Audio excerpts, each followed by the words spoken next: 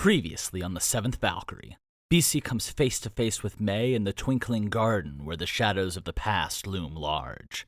What's in store for the two women who once stood up to the full power of Kyrie Krona?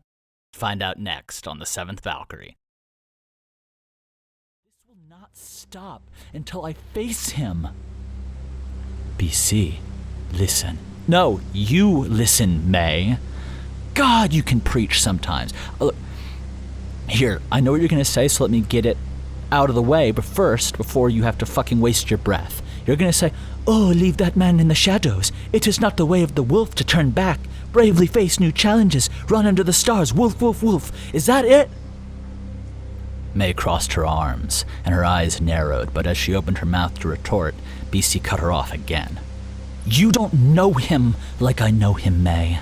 Once he set his mind to something, he takes it, no matter who or what it is, and you can fight him, or you can put him off, or apparently you can delay him like 3 years with a game of dice, but I have never, ever seen him fail at getting what he wants. You think the freelance are different? Give it a decade. No, actually give it half a decade, and then the letters will come back, and the gifts, and the packages, or maybe he'll just fucking take me next time. BC turned to the balcony, looking out at the night. May was silent, listening and processing, and then she spoke. BC, are you listening to yourself?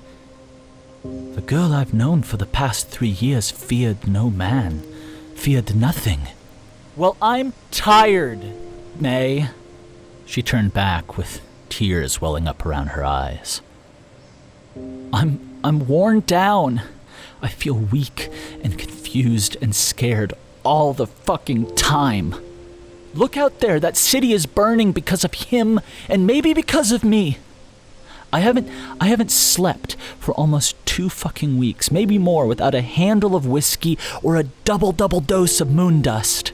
And you just want me to run away and live like that for the rest of my fucking life? B, I had no idea. Well, I knew you were struggling, but I didn't... Because it's not your job, May. You're watching out for everyone in the pit, and I was supposed to be right there helping you, not making more fucking trouble for everyone, not fucking hurting people.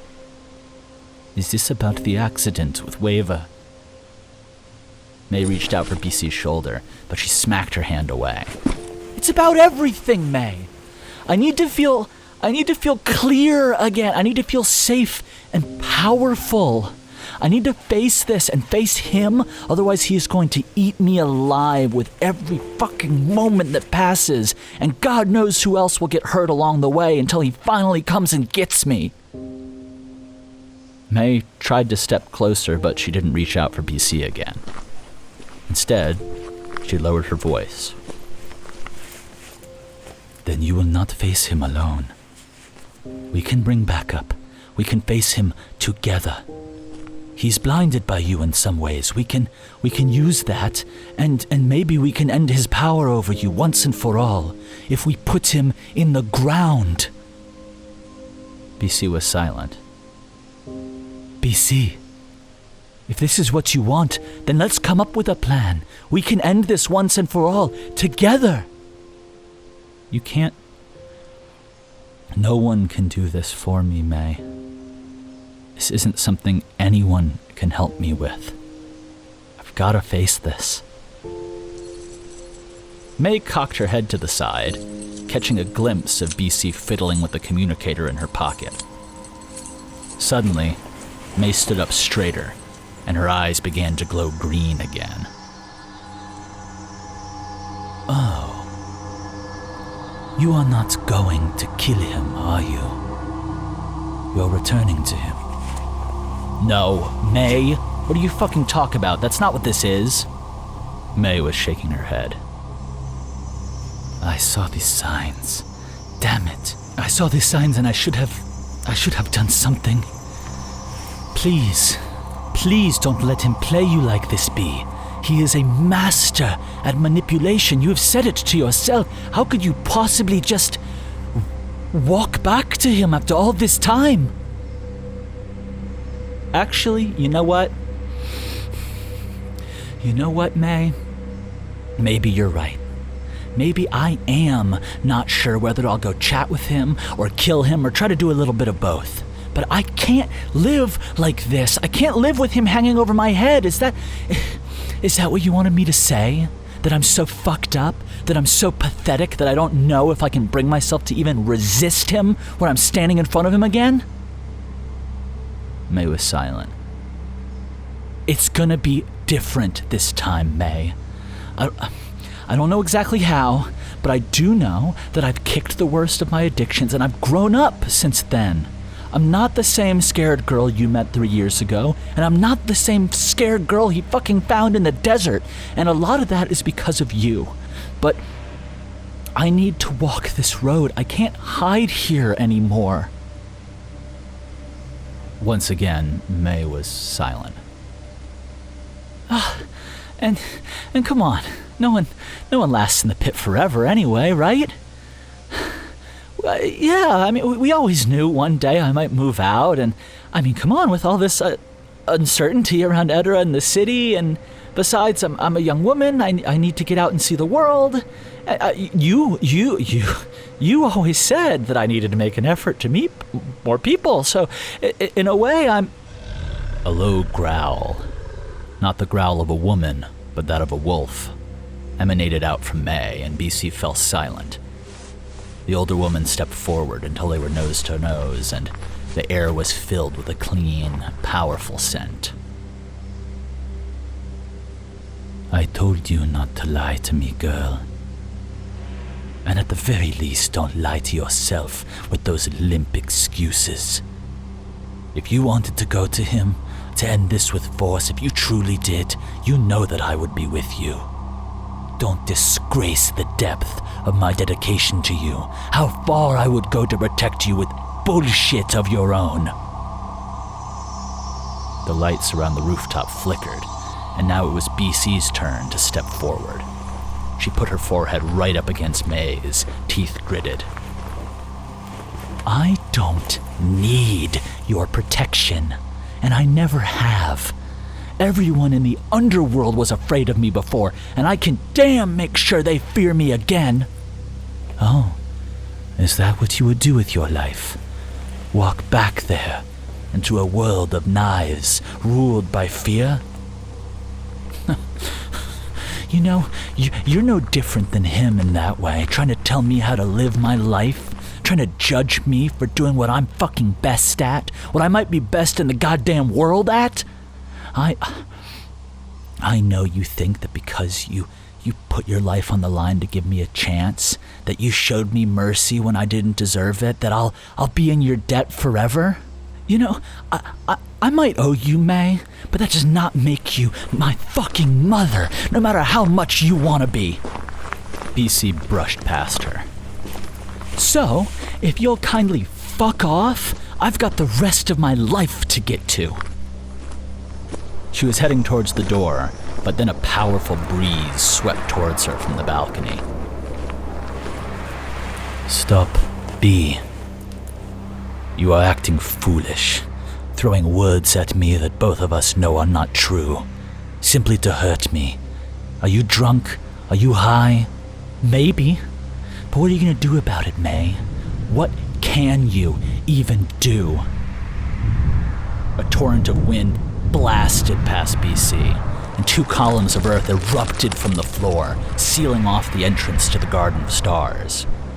When BC turned back, May was walking towards her, working out 2 kinks in her neck, donning 2 clawed gauntlets, and letting her eyes go alight again, bursting with the power of the wild. So much for a quiet chat on the roof, BC said pointedly.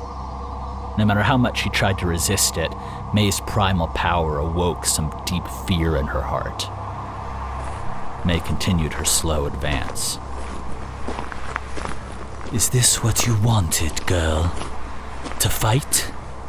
Maybe I should teach you some manners to remind you that my patience has an end to it. May's teeth were bared, ready to turn into fangs, and now BC knew that conflict was no empty threat. But with her heart pounding and her pulse pumping, with a foe standing right in front of her, BC felt right at home. Standing up straight for what she felt like was the first time in years, BC carved a black line across the sky, drawing scene from its sheath of nothingness and feeling it manifest into the long black dueling blade that was an extension not just of her body, but of her soul. Around BC, the torrent of primal power pouring forth from May faltered. Is this what it's come to, May? Forcing me to stay because you think you know what's best for me? You'd be no better than him. May growled, but she stepped no further. BC pressed on, stepping into the whipping winds, into the mouth of the beast. I don't want to fight you, May, but if I have to go through you to leave, I will. BC stepped forward, even closer to May, and in the roaring wind they both stood, face to face, eye to eye, primal power raging against the void that swallowed it. BC's hand twitched around the scene. But then with a shake of her head, May turned away, and the hurricane of energy around her settled. Over by the door to the Garden of Stars, there were suddenly cries for help, banging, calling for an earth shifter. People had noticed them. I will not stop you leaving, May said. I can't force you to make the decision that I think is right, convinced as I might be. That is not my way. I won't stand in front of you. May, thank you. Part of me wants to throttle you like an ignorant pup who wants to make a stupid decision simply to show that they have the power to do so. The Machine King is dangerous, B, and controlling, and that is even more powerful against a person who has something to lose, like you are now. BC started to react, but May put out a hand. That is a part of me. The other is much larger, and it tells me that I love you, as stupid as I think you are. And for that reason, May reached up with her gauntlet and slashed across her own chest, cutting deep into the flesh and drawing long, angry wounds. BC's eyes went wide as May continued to attack herself, cutting across her own arms and legs, each time calling out with a roar and a hiss and a curse. But as BC rushed over to stop May, the older woman grabbed her in a hug. May, stop! What are you doing? Child, I am not doing anything. The Machine King's men, the devils that they are, well, they are here for you, and I'm doing anything that I can to stop him. The banging on the doors was growing louder, and there was a call out as an earth shifter arrived. May flicked a hand, and another column of earth crashed across the doorway. You're giving me a way out. I love you, BC. I love you like a daughter I never had, even if I'm not the mother you wanted. And as much as that might frustrate you. May, don't try to... And if that means letting you go, letting you walk on as a woman to find your own place in the world, then so be it. But you must promise me. B, please look at me. You must promise me that no matter where, no matter when, you remember that however far you may go, however long you may run, you will always have a home with me. Closing her eyes to fight back tears, BC nodded and May pulled her close until they were forehead to forehead again. Run fast, jump strong, and may your fangs and claws ever stay sharp, my child. And then May stood away, reignited her power, and began to rage against the phantoms of the Machine King's men. Behind her, BC embraced Scene's dark power and disappeared off the rooftops into the night. listening to May, bellowing and thrashing against imaginary enemies, but crying out in a pain that was all too real.